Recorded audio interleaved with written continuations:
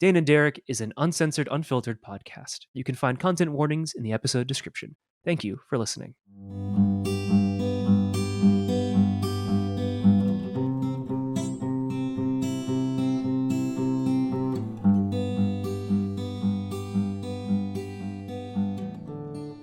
Hey everyone, welcome back to our little corner of the internet. I'm Derek, and this is the Dane and Derek Show, where we talk about art, Dungeons and Dragons, life, and Ma. And with me, as always, is my good friend, Dane. Hey, I'm Dane, writer, law student, lover of many things. For the next couple weeks, I'm going to be a lover of tabletop RPGs, as per usual. We gotta get in it. Yeah. Because here's the thing. I'm about to give my 1 minute law school update starting right about waiting for that 1 minute mark and now. So anyways, law school is a lot of work. It's a lot of time. And this semester I am feeling it, but I really want to be doing this. It's so important to me to like keep up with you, Derek. So we are keeping this episode and the next one high and tight. As sometimes people say too. I think it's a haircut thing. Anyways, not important. 1 minute law school update. I have 30 seconds left. Anyways, here we go. This semester's going to be dark. Criminal law is super not fun for me. It's interesting and important, and I'm glad I'm learning it. But holy hell, the content is it's just dark, and I'm just not that person, it turns out. So that's good to know. Property also has a really depressing history, but not quite as depressing, because sometimes we're just talking about like people's plots of land. And con law is crazy because, hey, we live in this country, and you've all probably heard about the Supreme Court lately. So there we go. Derek, you've got a 1 minute film update. Go. Mine's pretty mellow compared to yours. I've spent the last week or so working on or week or two, three maybe, working on a lookbook, which is basically just a collection of photographs and images that evoke the feeling of the film. And Yeah. basically, yeah, that'll get packaged with my screenplay and a budget. That is my next thing I'm going to be hopefully working on and finishing up. And once I have those three things, I can kind of start shipping it around to people who may be interested in working on the film or producing it or helping finance it. So that's where I'm at. That's super cool. I have one Yeah. question, and this is just Mhm. this is like sort of a budgetary question, and also just sort of like a screenplay. How long is it again? Because it's been a minute since you sent me um, Yeah. the screenplay, so I don't really remember exactly how long it is. It's like 12-ish pages. It'll probably be 12 and a half. I have to make a couple Okay, of tweaks, but 12 minutes. So yeah, that's, because yeah. it's about a minute to a page, assuming that it's not like a page worth of like very detailed shot descriptions, if my memory serves. Correct. Yeah. Yeah, cool. So it's a very tight screenplay. Like it's very, very tight. Like there's very little room to add much more, but um there's still some things where I'm like, oh, maybe I need to let it breathe here and there. So Hmm. it'll be a little over what I would prefer for a short film, which is like sub 10 minutes, but compared to what I've seen at some festivals in the last few years, I'm right in the sweet spot of like between 10 Sometimes, and 15 minutes. So yeah, sometimes short films are like 20, 30 minutes. yeah, which at that Not point it's usually basically a TV pilot. yeah, not usually a fan of those. But all of that aside, we have a topic today. A very hot topic. We do have a very hot topic. So we are recording this. Let's see. This is like the first time I've ever dated ourselves on exact recording times. We're recording this on January 27th, um, 2023. Ugh, that's a Hmm. year. Anyways, moving on. Um, And so I'm sure a lot of our listeners have heard a lot about the OGL debacle in like the D&D Wizards of the Coast world. Um, and so we thought we'd talk about it because you and I really have a lot of fondness for tabletop games, like that whole community, and honestly for D&D specifically. Um, and so we thought we should probably like mention it. I'm going to say this right up front. Um, I'm not a lawyer. I'm in law school. I'm not even 2 semesters in. So I'm not really going to give a real legal analysis here. And nothing I say is anything akin to that. This is a whole intellectual property situation. I haven't finished normal property. So just wanted to say that this is more like my personal thoughts, which are now informed by having been a bit of a law student. This is not like legal advice on this. This is not like even like me trying to take a legal look at it. Just this is just my thoughts on this whole situation. Derek, you have any headers before I do my best to explain it? Um, no, other than I think this does affect some of the hobbies that we had planned on collaborating on this year. Mm-hmm. Mm-hmm. Um, and it, I've talked a little bit here and there with some friends about it, but it was mostly people sending it to me, which was pretty wild that people now will send me when shit goes down in D&D, and it's not just like my D&D friends sending me stuff. And so that was kind of cool. Like D&D's nice and popular. What a bad Yeah. time for this to happen. Yeah. So yeah, take it away.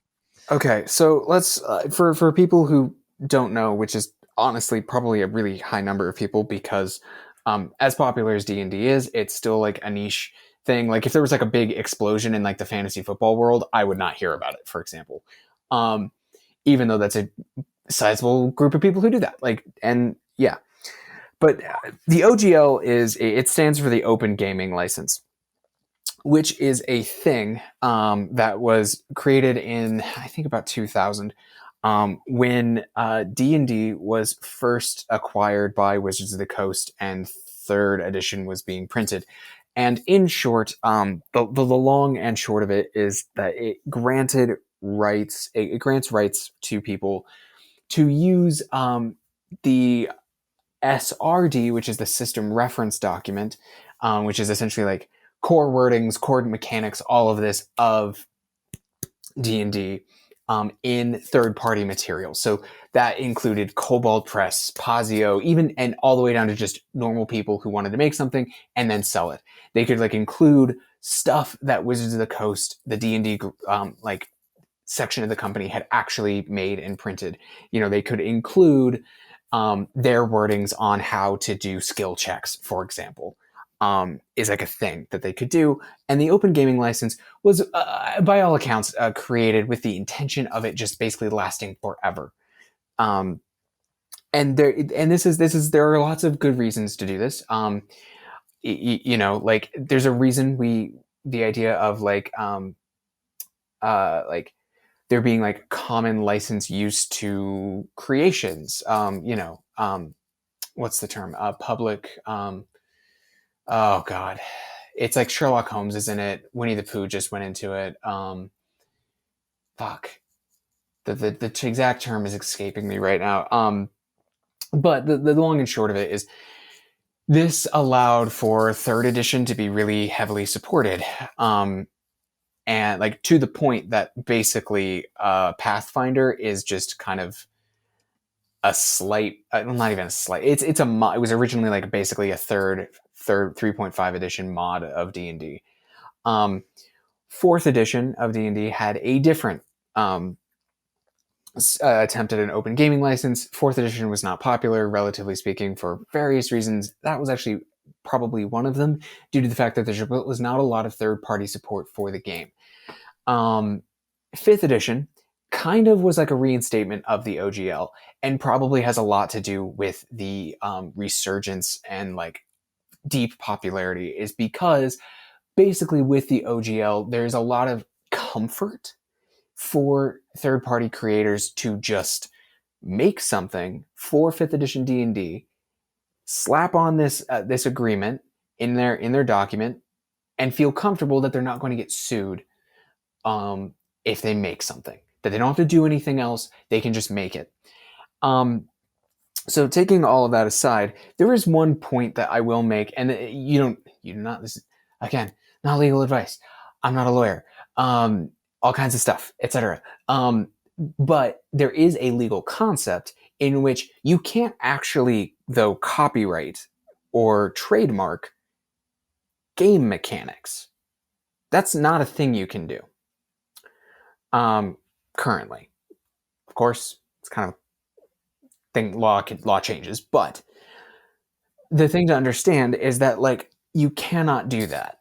What Wizard of the Coast has protected are things like Beholder, Mind Flayer, you know, certain the fifth edition books. It like has like copyright protection over their like books.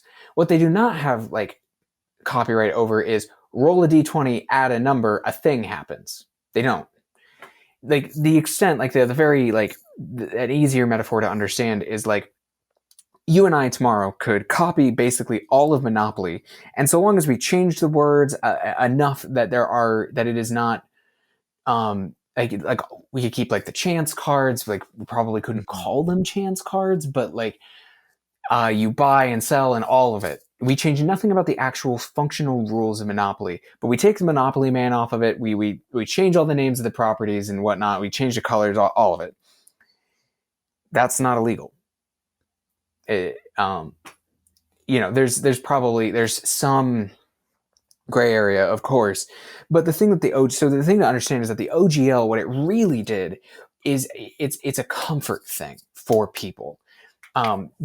Because it not only is like the game mechanics are open source commons for you to use, but like basically the whole game is for you. Like, Mm-hmm. and I personally think this is a really good thing for basically everybody involved.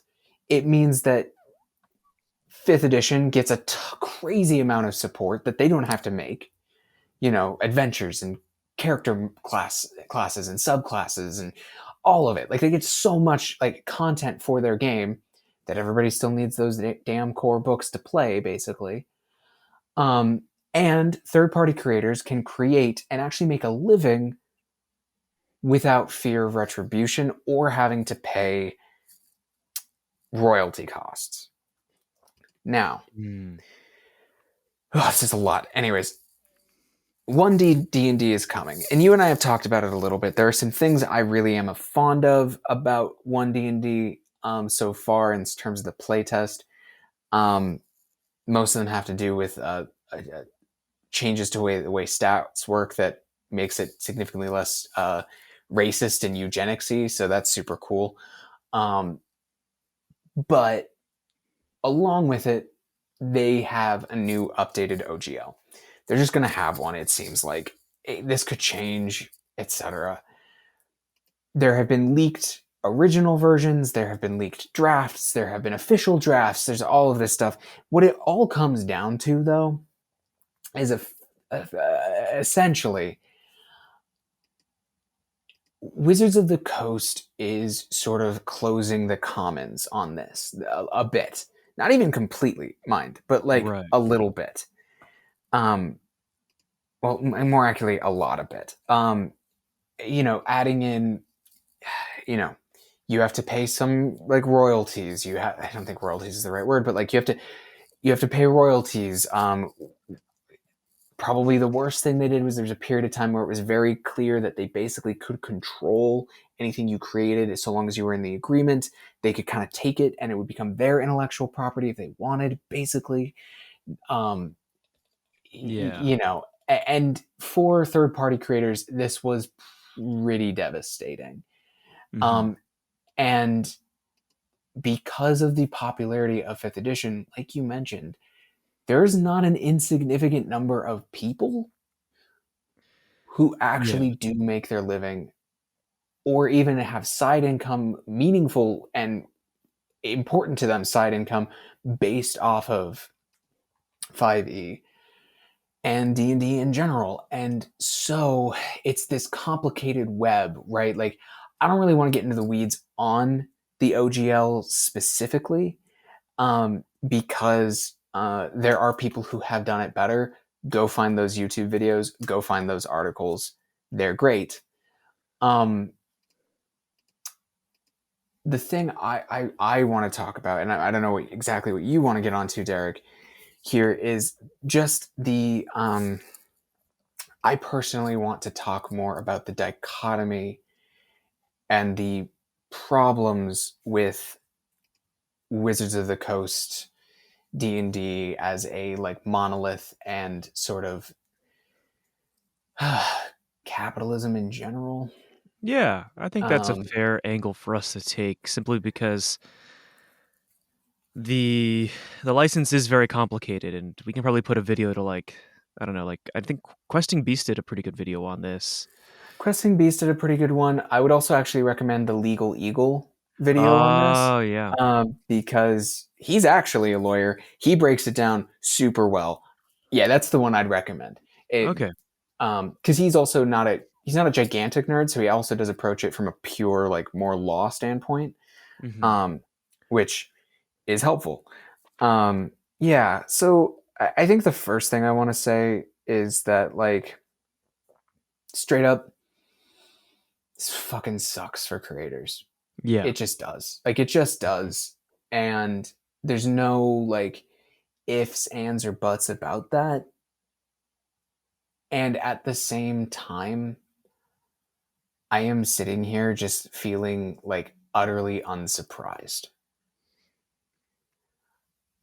Yep. Like D&D belongs to Wizards of the Coast, and Wizards of the Coast belongs to Hasbro. If you want to see how Hasbro treats its properties in the search of money, there's like going on 10 Transformers movies these days that you could go Mhm. see exactly what their priorities are. You Yeah. know, like I sit here and I'm like, it's a property of a mega corporation, Mhm. the biggest, I believe, the biggest toy company in the world.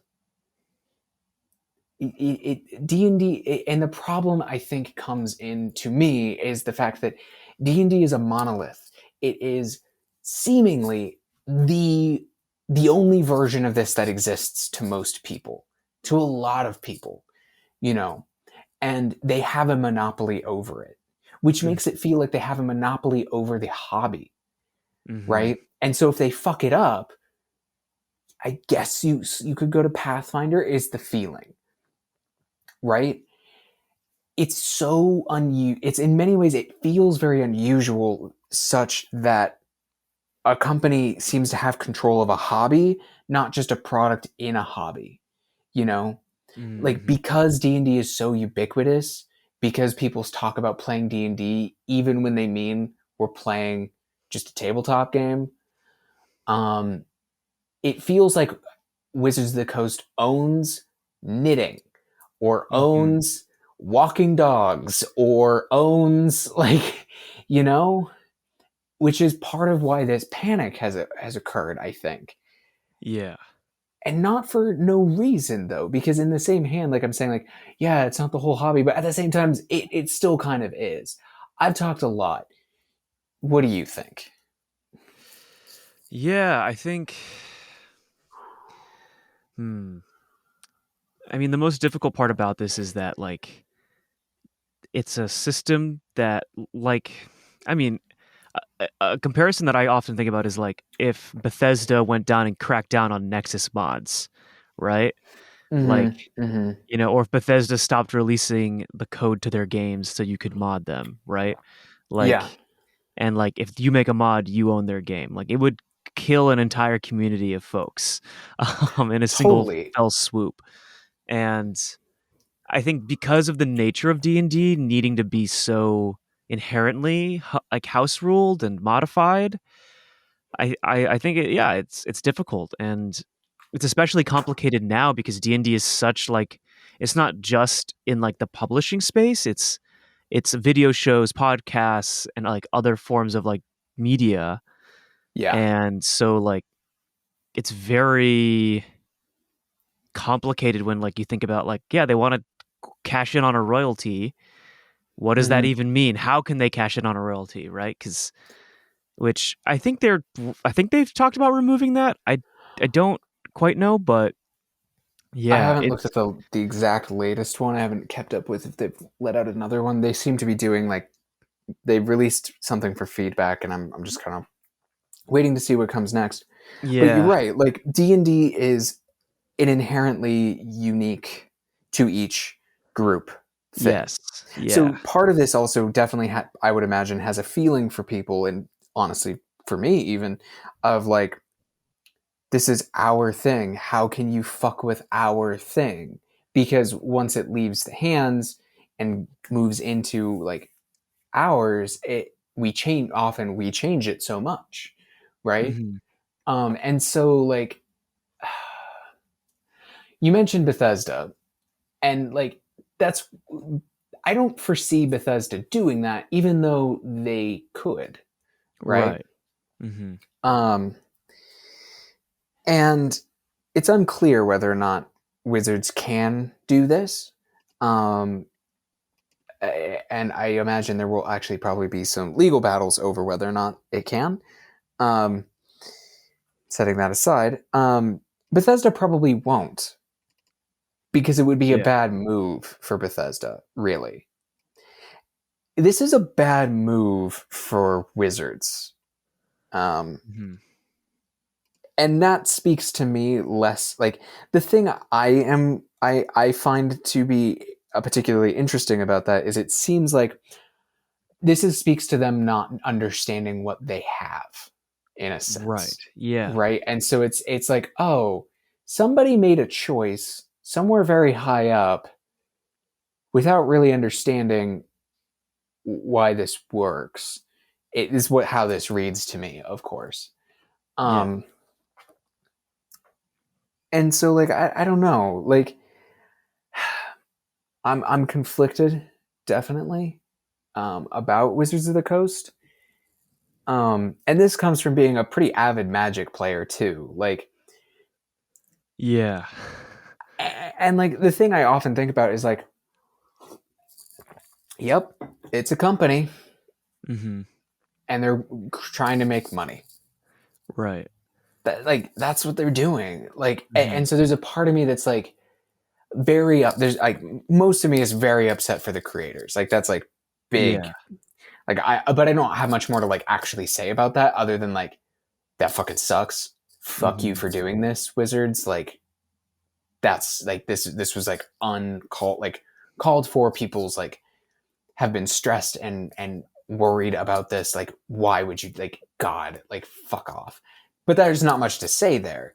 On the other hand, I sit here and have like much more like nuanced thoughts about like, yeah, I don't really I like Magic and I like D&D, but I never really thought that Wizards was like a good company. It's too big. It's too big. Mhm. Yeah. It's owned by Hasbro. Like I don't know what to say beyond like, yep, they're making money and they're Yeah. trying to do anything they possibly can to do it. Yeah.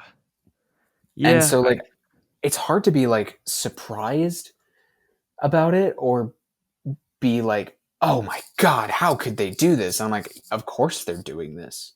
Like, what are you even talking about? Right. Yeah. It's It's awful, but like unsurprising. yeah. And I think it's one of those things where in a lot of ways, right? Like you look at what happened when they made 4th edition, right? Yeah. And how much of a problem that was. And Yeah. like and how much but then also you look at like what it spawned and it spawned a lot of interesting games that came out of it. I mean, an entire new system called Pathfinder was born out of something like this, and Yep. according to my brief Google search on the OGL, apparently like Piaggio is like or Pazio is like apparently like super sold out of like books now. I believe it.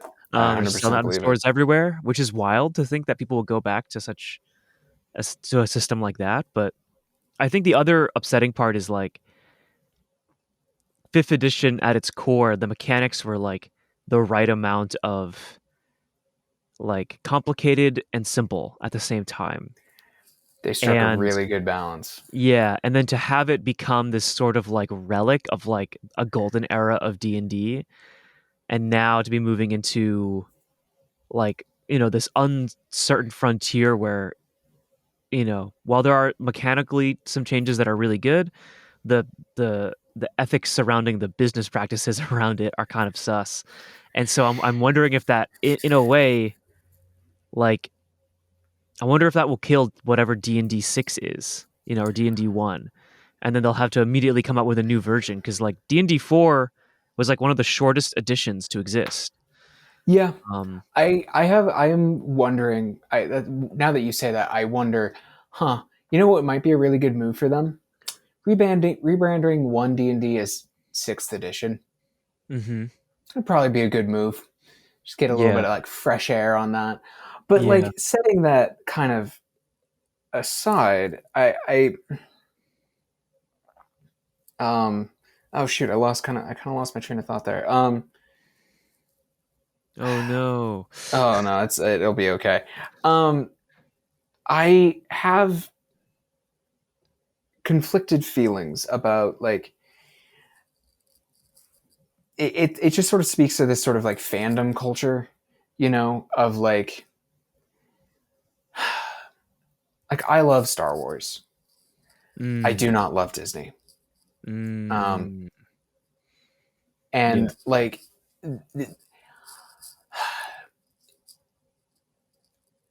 this is just a personal feeling really, but whenever people are really big fans of something, especially something that's a product, I um I'm always wary of that. Not of a person's like really in love of the thing, really. Like I'm like, oh, that's genuine and wonderful and fun. But like, I'm always sitting here like, yeah, but like, they don't like give a shit about you.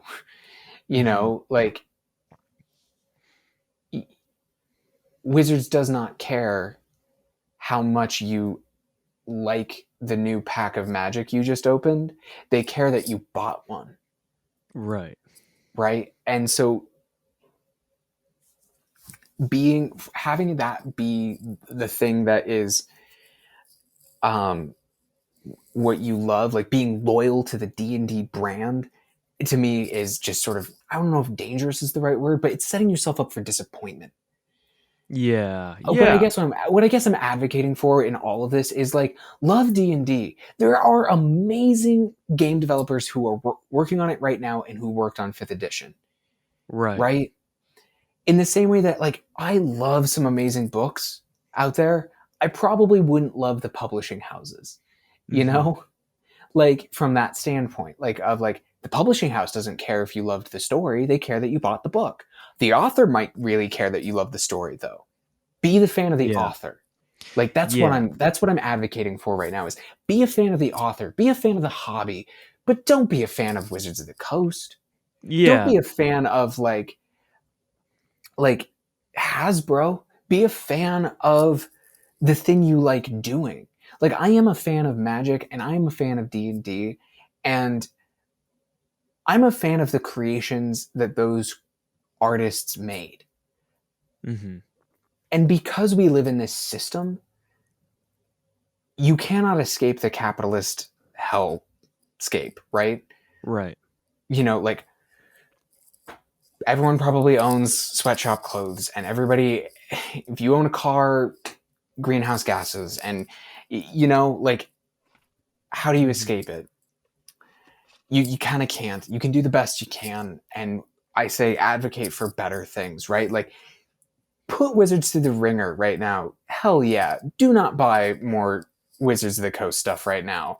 And if you do, buy it secondhand from somewhere. You can find it, I'm sure. Mhm. But like I don't know. And also like you and I again, we sometimes talk about this, and we're probably going to talk about this a little bit more next week. And I know we're about to go over time, but this was my train of thought, and I really want to get to it. Um, is you and I are not original D&D players. Like we weren't born early enough to play it in the 70s and 80s. We just weren't. Yeah. But you and I have a bit of a connection to the history, and you and I have a bit of a connection to having played basically every edition of D&D. Mhm. Um, and kind of have like a finger on the pulse. I don't know how, but I like the history of stuff like this. I will say this is not the first time D&D as a brand has gone all cash grabby. Mm-hmm. Um, the first time happened under Gary Gygax. If you look into the history of the game at all, you'll pretty quickly realize that he like shoved people out of ownership over it and released different editions specifically to like get people to buy them and to like cut people out from like original D and like all of this stuff. There's a ton of Yeah. this. Gary Gygax went to LA to like pitch movies and there was the TV show and everything. And you know what kind of ended up fucking happening? It all bombed. And he got kicked from the company.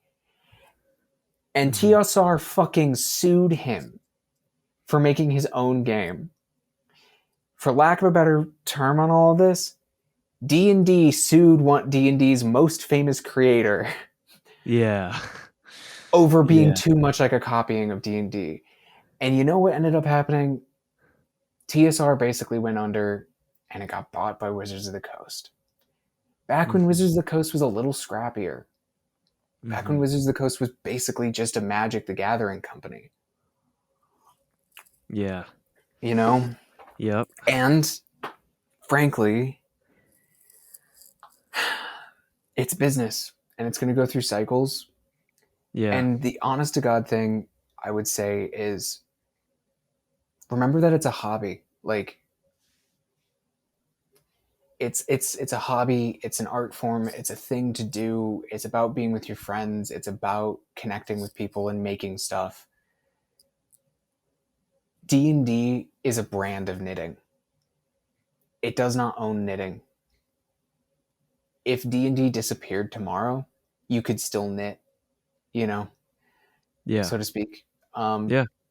and also, to anybody who's feeling morally conflicted out there about still playing 5e specifically with your friends right now because you're in the middle of a campaign or you're or all your friends, that's all they know and they're not really interested in trying something new, though it would be super cool if they tried something new. um, don't be. You already bought the books. You can't get the money back. um, if you feel that strongly, you know, like quit your D&D Beyond account. um, don't buy any more Wizards of the Coast books until they get their shit together. All of that's fine, but those books are yours now. And to be Mm-hmm. honest, like I said, Wizards doesn't own those rules.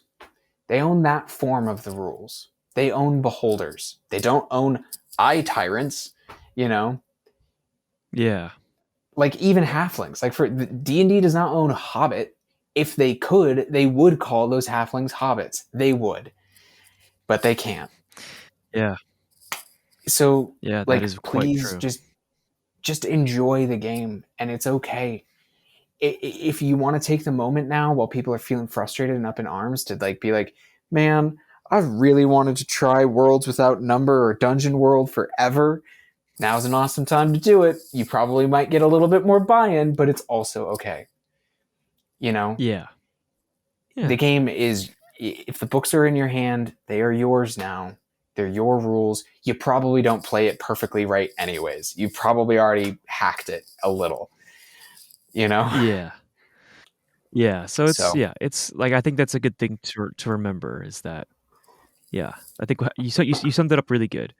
You know, enjoy like remember that it's a hobby. Remember that it's knitting and that Wizards doesn't own knitting. Um, no. they might own the They yarn just that you own knit this the with, most but power. Yeah, they own the most popular yeah, yarn and knitting needles. Um, yep. yeah, But yeah, it's a thing. here we are. It is a Here we thing. are. Well, Okay, yeah, we we'll better go ahead wrap and link though. those videos. Yes, we're gonna wrap up, and we'll have Yes. more of those. We'll have those two YouTube videos that we referenced in this episode in the description. So please check those out if you're interested in catching up on the OGL. Otherwise, um, that's all for this week, folks. You can follow the show, Dane and Derek, anywhere, and you can see what I'm doing on my Vimeo account, vimeo.com/Benig-Aiello. Um, You can find me at danewrites.com. There's links to old work I've done and my Substack where you can find examples of my writing. Still have not gotten back to doing that, but I actually have stuff to post there now. I just haven't done it. Different problem. But yeah, thank you all for hanging out with this week. It was kind of a downer, and I know I talked a lot. I talk a lot. That's how we know it's a good It's episode. That's so sweet of you. That's Yeah. so kind. I'm not sure I agree, but That's what I think. um, I think our best episodes are when you have a topic and you take it all the way. I'm just gonna say it's this week was not the Dane and Derek show. It was Dane rants at Derek for an episode. Yeah. But we'll see you next week.